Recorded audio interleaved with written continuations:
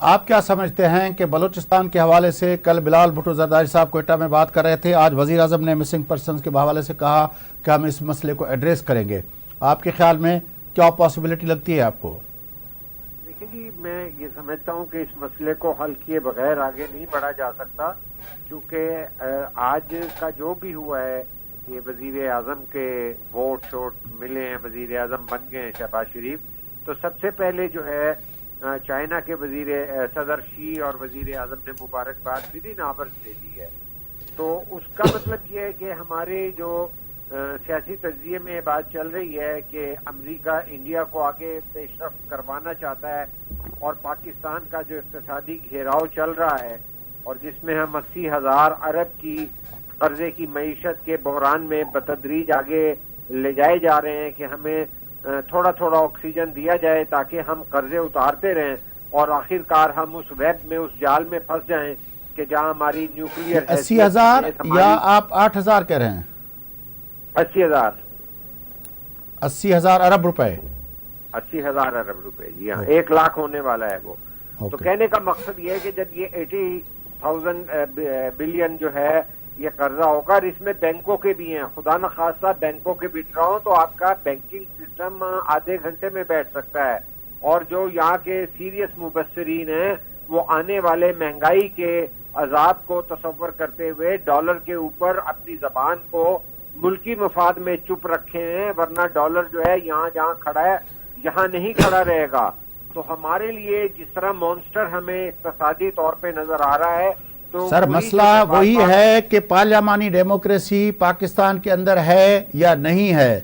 کیونکہ دنیا پہلے کہتی تھی کہ ہائبرڈ رجیم ہے، اب کہتی ہے کہ یہاں پہ اتھارٹیرین رجیم ہے. اس صورتحال میں وزیر اعظم کا یہ اعلان کہ بلوچستان کے مسنگ پرسنز کو، جو آپ سمجھ رہے دیکھ رہے ہیں بحیثیت صحافی کے، ہم کتنے عرصے سے اس مسئلے کو دیکھ رہے ہیں کہ مشرف کے دنوں سے لے کر یہ مسئلہ پہلے بھی تھا، لیکن تب سے تو بالکل کھل کے سامنے آیا ہے، اور اس وقت سے لے کر اس وقت جو اپنا سپریم کورٹ تھی جسٹس چودھری کی، اور وہ اب تک اس معاملے کو ہم حل نہیں کر پائے.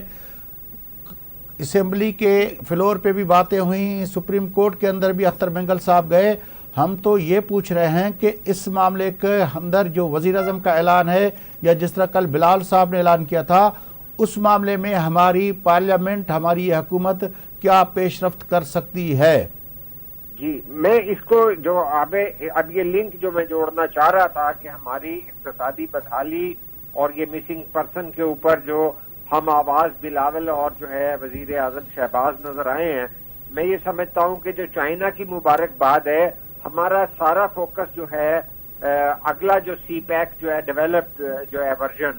اس کی طرف جائے گا. پاکستان کو کوئی بیل آؤٹ پیکیج کے لیے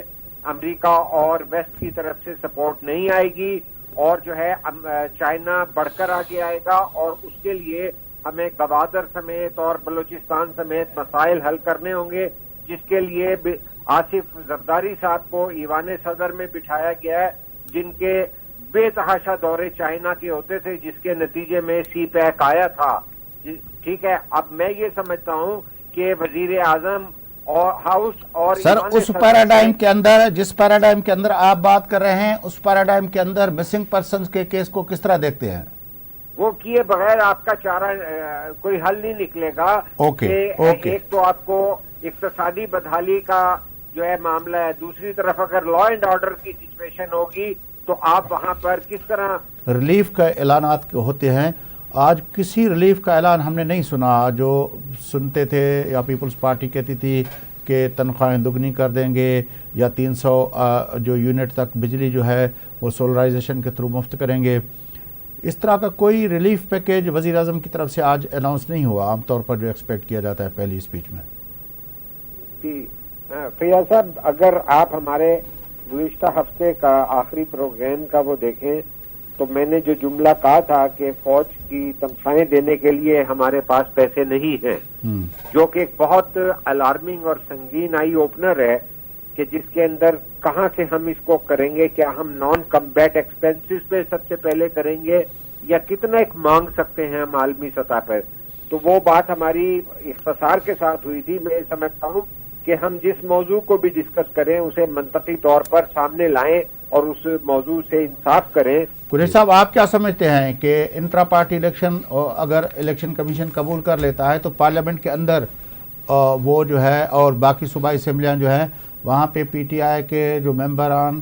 سنی اتحاد کونسل میں گئے ہیں کیا وہ پھر پی ٹی آئی کی طرف آ سکتے ہیں؟ آپ ایز اے پولیٹیکل اینالسٹ کے کس طرح سمجھتے ہیں آئینی اور قانونی چیزوں کو؟ یہ تو جو ہے بیرسٹر گوہر نے بھی اور بیرسٹر علی ظفر نے بھی کہا تھا کہ ہم جلد واپس چلے جائیں گے، بلکہ علی محمد صاحب نے بھی کہا تھا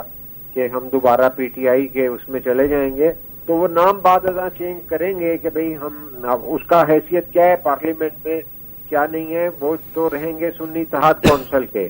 تو بعد میں میرا خیال ہے کہ وہ کورٹ کے حوالے سے کریں گے، اور دوسرا اپنا امیج جو ہے پی ٹی آئی کا ذکر رہنا چاہیے تاکہ سنی اتحاد کونسل جو ہے اس کی بجائے وہ پی ٹی آئی کی مائلیج دیں گے. ہو سکتا ہے وہ مرجر کا بھی اعلان کریں یا کچھ اور بھی کریں، تو اس میں ہو جائے گا. کوئی ایسی کوالٹیٹیو تبدیلی نہیں آئے گی اس کے اندر کہ جس سے ملک کی سیاست کے اوپر کوئی خاص یا پارلیمنٹ کے اندر کوئی ووٹوں کی تعداد پہ کوئی خاص فرق پڑے گا، کیونکہ ان کی پوزیشن ایس آئی سی کی ہے. لیکن میں یہ سمجھتا ہوں کہ جو اس وقت بحران ہے حکومتوں کے چلنے کا، جس طرح آپ نے ذکر کیا کہ کون سولر انرجی دے گا، اور جو دوسری طرف پنجاب میں جو ہیں مریم نواز صاحبہ کہہ رہی تھیں کہ وہ دیکھو اورنج ٹرین جا رہی ہے،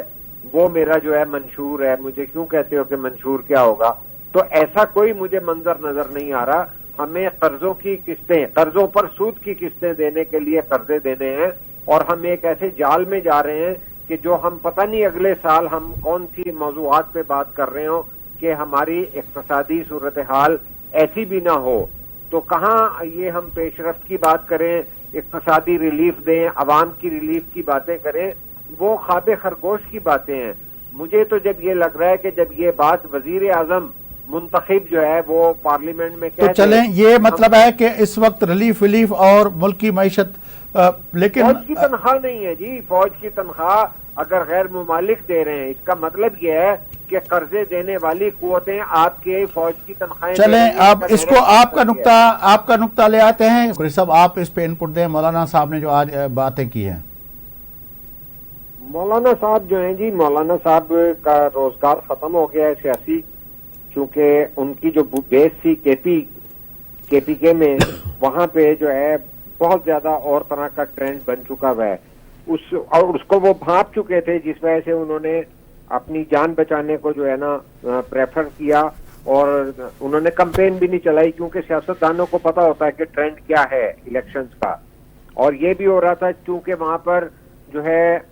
دوسری قوتیں جو ہیں وہ مؤثر طریقے پہ دھمکیاں بھی دے رہی تھیں مولانا فضل الرحمان کو. تو لہٰذا انہوں نے یہی بہتر سمجھا، جس طرح 2013 میں صورتحال پیپلز پارٹی کی بن گئی تھی، تو انہوں نے جو ہے بلاول بھٹو کو بچانے کی کوشش کی کہ یہ سارا سمجھ میں آ رہا تھا کہ الیکشن کیسا نکلے گا. لیکن میں یہ سمجھتا ہوں کہ مولانا جو بھی کہہ رہے ہیں، اس وقت جو ہماری پارلیمنٹ میں بات ہو رہی ہے کہ اپوزیشن یہ کہہ رہی ہے معاملہ مینڈیٹ کا ہے، میں سمجھتا ہوں پاکستان کے سروائیول کا ہے. وہ قوتیں اس وقت مینڈیٹ کی باتیں کر رہی ہیں جو خود جو ہے غیر جمہوری پروسیس کی جو ہے وہ ذریعے ان کے. لیکن قریشی صاحب کمزور جمہوریت 90 کی دہائی میں کہا جاتا تھا، پھر ہیبرڈ رجیم کا الزام لگا. اب دنیا اس کو ہیبرڈ بھی نہیں مانتی اور کہتی ہے کہ اتھارٹیرین رجیم ہے. تو پارلیمنٹ ہو تو پارلیمنٹ کے اندر یہ بات تو بہرحال ہمیں بحال کرنی پڑے گی کہ ہماری پارلیمنٹ فیصلے کر سکتی ہے، اور ہمارے ہاں جو الیکشن بھی ایک شفاف ہو سکتے ہیں، عوام کے مینڈیٹ کے ساتھ الیکشن ہو سکتے ہیں. یہ جب ہم تاثر اپنے لوگوں کو اور دنیا کو یہ اگر ہم باور نہیں کرا سکتے تو پھر تو کافی مسئلے ہیں. مولانا صاحب تو وہ بات کر رہے ہیں. مسئلے تو ہیں جی، مسئلے تو ہیں کہ جب ہماری اسٹیبلشمنٹ یہ تجزیہ نہیں کر سکتی کہ پاکستان کی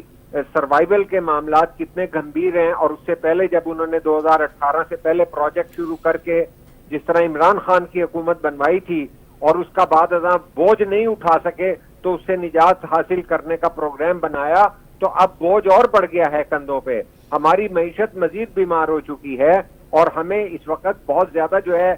سین ڈیسیژن کرنے کی ضرورت ہے، جس میں آپ نے جو اشارہ دیا کہ بلا وجہ نہیں ہو رہا کہ جو بلاول کہہ رہے ہیں وہی چیز جو ہے شہباز کہہ رہے ہیں کہ مسنگ پرسن کا معاملہ بھی ہوگا، اور صدر اور وزیر اعظم بیٹھ کے بلوچستان کے ساتھ انگیج کریں گے، چونکہ بڑی پاکستان کے ساتھ چائنا کے علاوہ کوئی بھی ابھی چلنے کے لیے تیار بڑی مہربانی شاہین قریشی صاحب، آپ نے ہمیں جوائن کیا،